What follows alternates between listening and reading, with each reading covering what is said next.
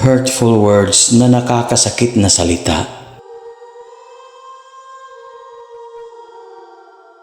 Dito sa ating mundo, may mga words na ginagawang salita.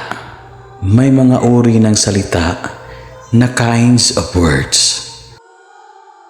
Mga salitang nagpapaligaya sa ating happiness at mga salitang nagpapalungkot sa ating sadness. Pero may salita talaga na masakit when it hurts. Salitang sobrang sakit na pati ang pain mo nasasakta na. Sadyang pinakamasakit na salita, ang salitang wala kang silbi. Mapapatanong ka na lang, paano ako naging walang silbi? Ginamit mo nga akong panakip butas.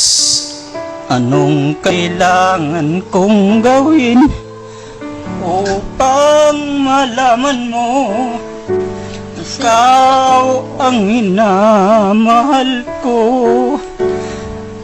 Sumpa ko Yan, di ka na naiya sa ginawa mong iyan. Biro, hindi reason why napapanood ka. Ganyan. ngunit